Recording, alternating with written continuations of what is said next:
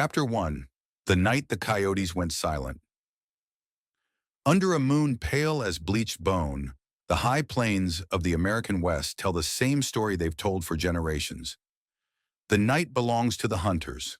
Out beyond the cottonwoods and the barbed wire, eyes glint in the dark, circling, testing. A gate creaks. A calf bawls, then falls silent. Even the wind seems to hold its breath. On her porch in eastern New Mexico, rancher Lena McCord watches her pasture fade from silver to black. She knows the signs, the flanking pattern, the fake barks, the decoys that pull her dogs off course. Coyotes. Maybe a lion if the arroyos hold water. Maybe a wolf drifting down from mountains her grandfather swore they'd never leave. Every night it's the same equation. One herd, too much ground, and predators that never sleep. From Texas hill country to Montana's high line, families repeat the same story. Too many losses and too little rest. They've tried everything: motion lights, propane cannons, sirens, and solar fences that hum like electric thunder. Still, by morning there's always a ring in the dirt and a missing number in the tally. The cost isn't just livestock, it's the erosion of hope. Lena's family tried them all. The coyotes learned faster. They baited dogs, timed generators, and slipped past blind camera angles. They even learned the rhythm of her footsteps on the porch. Coyotes, it seemed, could outthink anything human. Then her neighbor, a man known for stubbornness, not innovation, did something so ridiculous it became legend. He bought a donkey, not a glossy show animal, just a rough, broad-shouldered burro with ears like antennae and a voice like metal scraping sky. That first night, the coyotes came as usual. They didn't make it past the fence. The donkey's bray, a foghorn of defiance, tore through the night. It charged the sound of claws in the sage, head low, unafraid. By dawn, the ground was unbroken. No tracks, no blood, no losses. Within weeks, word spread from feed stores to church steps. 0 attacks. They called them guard donkeys, burro sentries, the night watch. You can argue with a coyote, locals said. A donkey argues back. Tonight, as Lena sets down her empty mug, she sees the pale figure standing guard, ears turning toward the dark. Somewhere a coyote yips and stops. The land exhales. Peace has a new shape. Chapter 2. When technology blinked. Drive long enough through the American West, and you'll see the quiet arms race etched along the fences. Rusted barbed wire from the Eisenhower years stands beside sleek solar chargers and motion lights bright enough to blind a coyote mid-step. Sirens wail through the night. Propane cannons thump across valleys. Even sound cannons, built to scatter geese from airports, now guard herds under the desert stars. Ranchers tried them all, because losing stock isn't just a number. It's next season's calves, the winter's hay, the year's margin between surviving and selling out. The gadgets worked for a time. Predators hesitated at the sudden light, the new smell, the invisible hum of electricity. But nature doesn't pause, it studies. One glitch, one broken ground wire, one burned-out bulb, and the wild rewrites the rules. Coyotes in particular are masters of adaptation. Watch them and you'll see a choreography of intelligence. One scouts the fence line pretending boredom. Another slips through the gully and pops up downwind to test the dogs. A third ghosts the herd's blindside. Mountain lions calculate, wolves pattern. Predators aren't just hunters. They're analysts, critics of every human invention we throw at them. Even the loyal livestock dogs, as heroic as they are, can be overrun or outmaneuvered. They need rest, food, training, and constant human oversight. They tire, they bleed, and ranchers, stretched thin between chores and family, can't fight a 24-hour war against creatures that never punch a time clock. Rifles help, but only reactively. Kill one coyote, and a younger, bolder one moves in to fill the gap. So the real question became, what doesn't blink? What never needs batteries, never shorts in rain, and doesn't fear the dark? The answer sounded like a joke until it worked. The donkey, a creature bred for deserts, built on endurance, powered by the same grass as the herd, and wired with an ancient, absolute hatred of canines. Donkeys don't wait. They project authority. A coyote approaching the fence may test a motion light, but it won't test a 400-pound sentinel with forward ears and a voice like thunder. The bray isn't alarm. It's a line in the sand. From Texas to Idaho, word spread. The simplest tool was the one nature had been refining for centuries. No wires, no code, no blinking lights. Just hooves, instinct, and resolve. And for the first time in decades, the predators backed away. Chapter 3. The Donkey Protocol. Out here, the West is a working lab. Every ranch is a trial run with real stakes, sharp edges, and no do-overs. Families who brought home their first guard donkey learned fast. This isn't plug and play. You can't drop a stranger into a herd and expect instant peace. What emerged, passed along at sale barns and fence lines from Montana's wind-scoured benches to the cedar breaks of central Texas, isn't a manual so much as a handful of field truths. Ranchers call it, half joking and fully serious, the donkey protocol. 1. The herd chooses the guardian. Toss a donkey at a cow herd and it may hang back, wary. Introduce it deliberately. Small paddock, calm animals, clear boundaries, and the picture changes. A good guardian moves like a wordless shepherd, putting its body between the vulnerable and the windward edge, reading the pasture as if it were a map of pressure points and escape lines. 2. Size and temperament matter.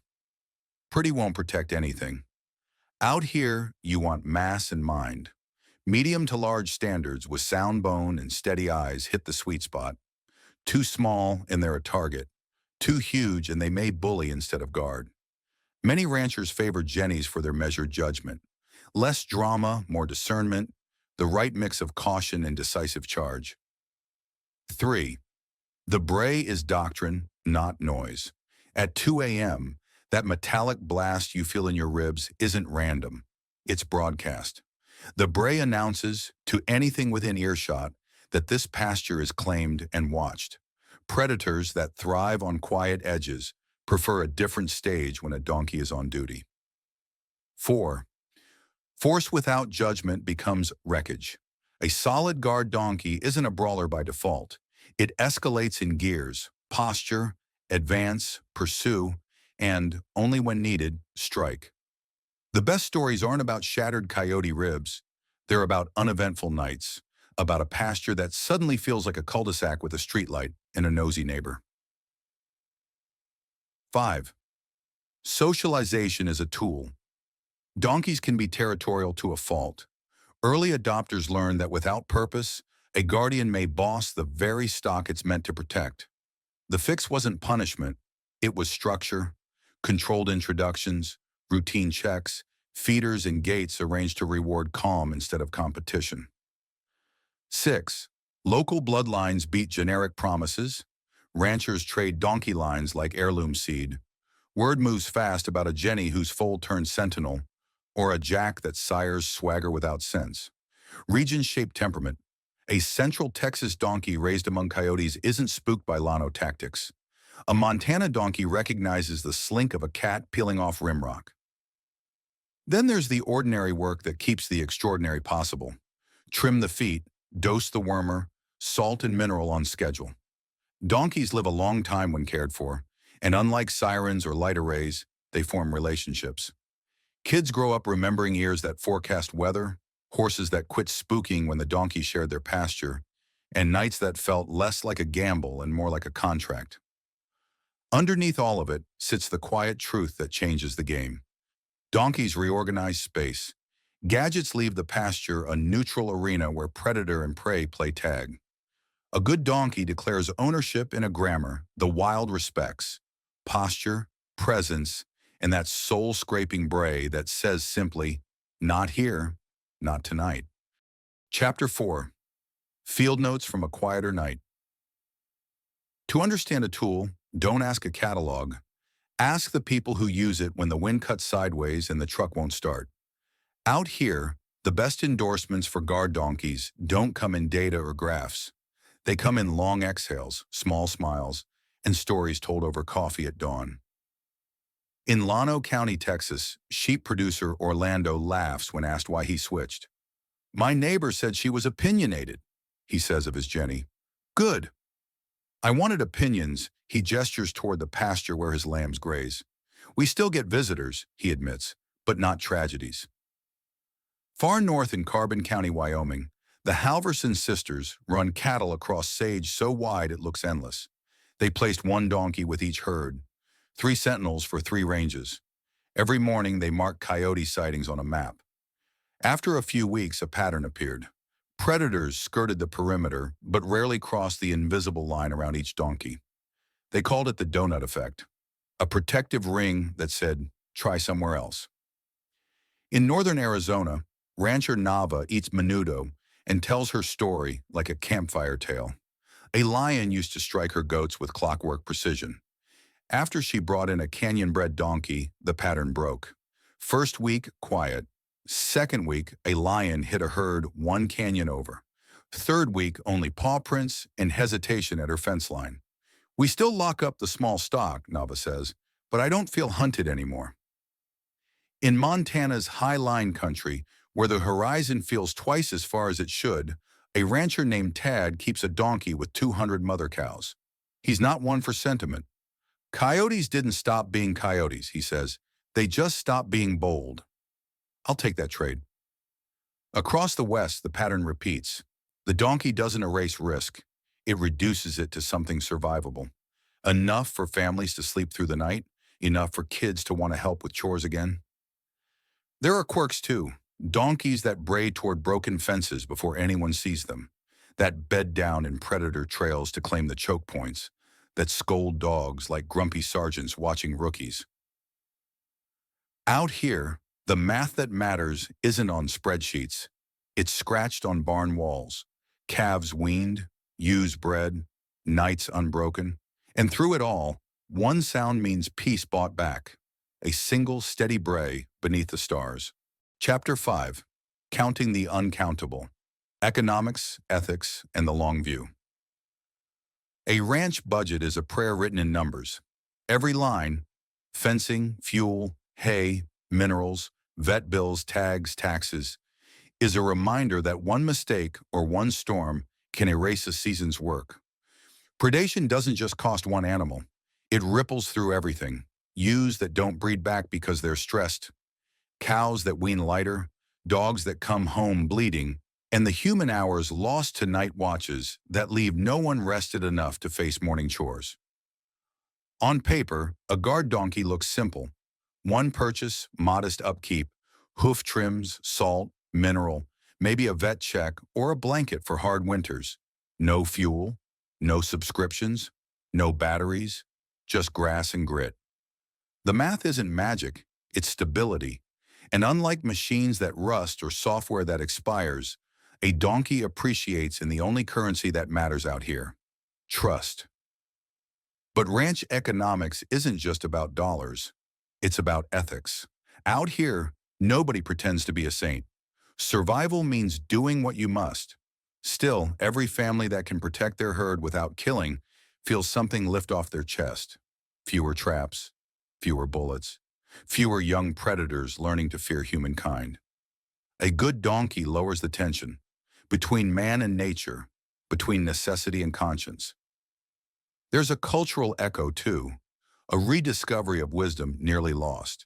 The old-timers remember when burros shared every pasture before technology tried to replace instinct. Somewhere along the way, that knowledge faded. The modern innovation wasn't invention at all. It was remembering that not every helper needs commands, just purpose.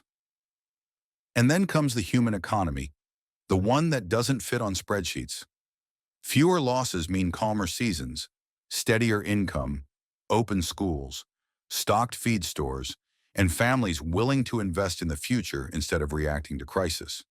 When predation becomes manageable instead of personal, people plan longer, dream bigger, and rest easier.